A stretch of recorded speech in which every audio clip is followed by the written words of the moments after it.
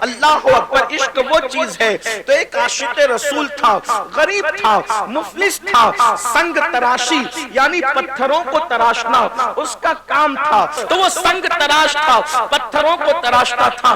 درود شریف کی ایک مقبول کتاب ہے، مقبول ترین کتاب جس کو دلائل الخیرات شریف کہتے ہیں، وہ اس کے 7 باب ہے، اس کے 7 چیپٹر ہیں، اور اس نے، اس سنگ تراش نے، اس پتھر تراش نے، پتھروں کو تراشنے والے اس بندے نے پوری دلائل الخیرات شریف کو حفظ کر رکھی تھی، زبانی یاد کر رکھی تھی، اور جب بھی وہ پتھر تراشنے کا کام شروع کرتا تو پہلے دلائل الخیرات کا ایک چیپٹر، ایک سبق، ایک باب وہ پڑھ لیا کرتا، یعنی پہلے درود پڑھتا بعد میں کام کرتا، پہلے درود پڑھتا بعد میں کام کرتا، اور ہر دن اس کی تمنا رہتی کبھی تو بلاوا آئے گا، کبھی تو آقا طلب فرمائیں گے، کبھی تو آقا بلائیں گے۔ نہ کوئی ساز ہے، نہ کوئی سامان ہے، نہ کوئی اسباب ہے، کچھ بھی نہیں ہے، بس ایک عشق کی تڑپ ہے کہ حضور کبھی تو بلائیں گے۔ بنے گا جانے کا پھر بہانہ، کہے گا آقا کوئی دیوانہ، چلو دیوانو تمہیں مدینے، مدینے والے بلا رہے ہیں۔ اللہ اکبر، جب تڑپ سچی ہوتی ہے تو پھر کرم ہوتا ہے۔ ایک رات اس کو میرے آقا کی یاد آئی اور روتے روتے وہ سو گیا۔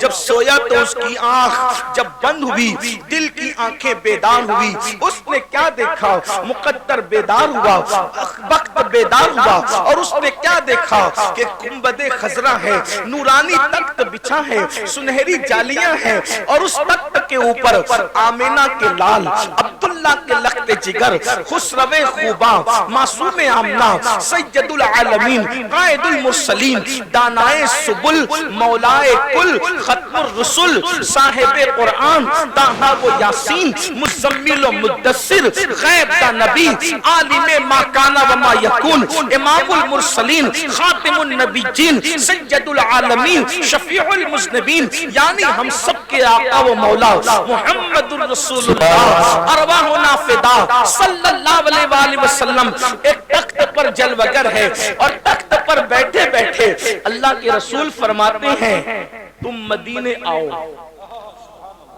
سرکار خود دعوت دے رہے ہیں تم مدینے آؤ، اور یہ دیکھو یہ میرے گنبد کا ایک کنگرا ٹوٹ گیا ہے، اس کو تم اپنے ہاتھ سے آ کر کے تعمیر کرو۔ ہائے ہائے، دنیا میں معماروں کی کمی تو نہ تھی، لیکن حضور نے کس کا انتخاب کیا؟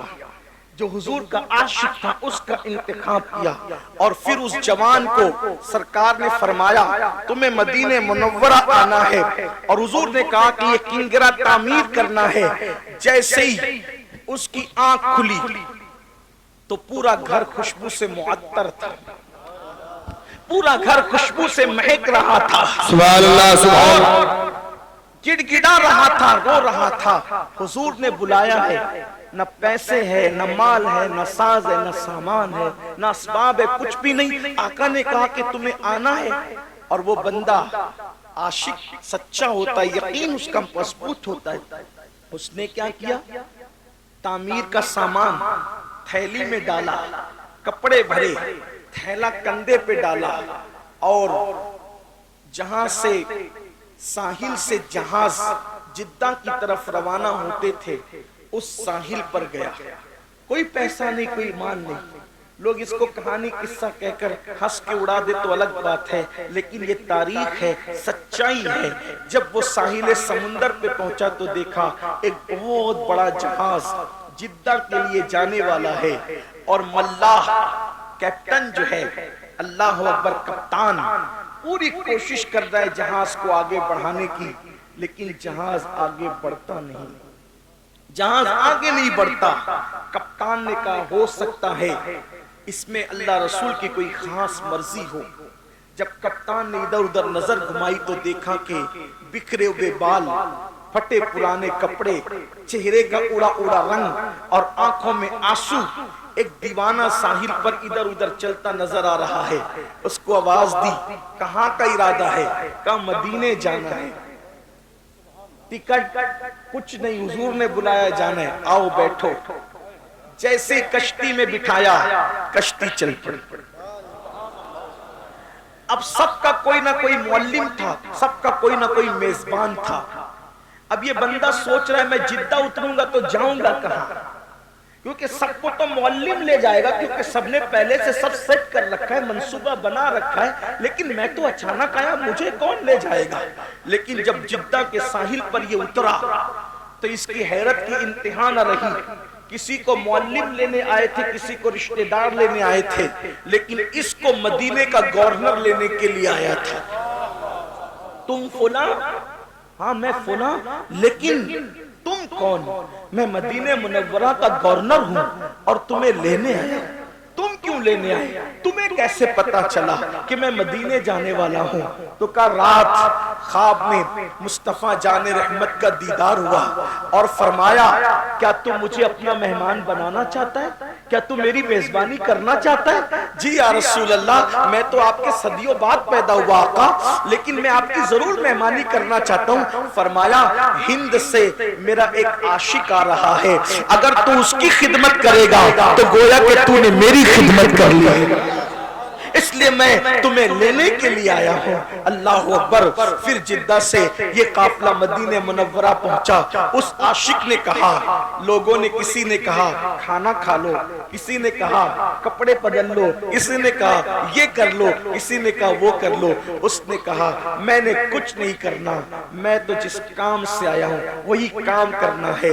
اور عاشق غسل کر کے جب آقا کی جالیوں کے سامنے گیا تو عرض کیا یا رسول اللہ، پہلے تو آپ پر سلام ہو، اور دوسرا یہ سرکار سب آتے ہیں، اہتمام سے آتے ہیں اور پیسے خرچ کر کے آتے ہیں، انتظامات سے آتے ہیں، لیکن یا رسول اللہ میں تو خالص آپ کے بلاوے پر آیا ہوں، اور آنے والا کوئی نہ کوئی مراد لے کر آتا ہے، میری مراد بس اتنی ہے، گر پڑ کے یہاں پہنچا، مر مر کے تمہیں پایا، چھوٹے نہ یا رسول اللہ سنگے درے جانانا۔ آقا جب بلایا ہے اب کبھی واپس مت بھیجنا، بس اتنا منہ ہی منہ میں کہا۔ ان کا در تو وہ در ہے کہ میرے کریم سے گر قطرہ کسی نے مانگا، دریا بہا دیے ہیں، در بے بہا دیے ہیں، کون دیتا ہے؟ دینے کو منہ چاہیے، دینے والا ہے سچا ہمارا نبی، قربان میں ان کی بخشش کے مقصد بھی زباں پر آیا نہیں، قربان میں ان کی بخشش کے مقصد بھی زباں پر آیا نہیں، بن مانگے دیا اور اتنا دیا دامن میں ہمارے سمایا نہیں۔ اللہ اکبر۔ میرے آقا سے انہوں نے عرض کی آقا بلایا ہے لیکن اب یہاں سے واپس مت بھیجنا، یہی رہنے کے لیے آیا ہوں۔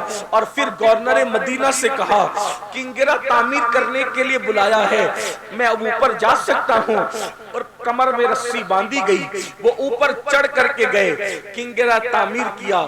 تعمیر کرنے کے بعد لوگ باتیں کر رہے تھے، اس عاشق کو حضور نے بلایا ہے، جب یہ نیچے آئے گا ہم اپنے گھر لے جائیں گے، دعائیں کروائیں گے، یہ کریں گے، وہ کریں گے، وہ کریں گے۔ لیکن وہ کنگرہ تعمیر کر کے گنبد سے چمٹ گیا اور زار زار رونے لگا، اور تھوڑی دیر میں اس کی گردن ڈھلک گئی۔ لوگوں نے کہا نیچے آؤ بھائی، کام ہو گیا، نیچے آؤ، نیچے آؤ، ہو گیا کام، نیچے آؤ۔ لیکن وہ سنتا کس کی؟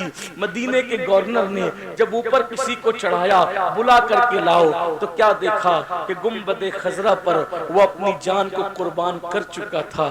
جب تیری یاد میں دنیا سے گیا ہے کوئی، جب تیری یاد میں دنیا سے گیا ہے کوئی، جان لینے کو دلہن بن کے قضا آتی ہے۔ میرے آقا علیہ السلام کے دیوانوں، یہ تھے عاشق لوگ جنہوں نے غربت میں بھی سچا عشق کیا، یہ تھے عاشق لوگ جنہوں نے بھکمری میں بھی سچا عشق کیا، یہ تھے سچے عاشق لوگ جنہوں نے فاقہ کشی میں بھی سچا عشق کیا۔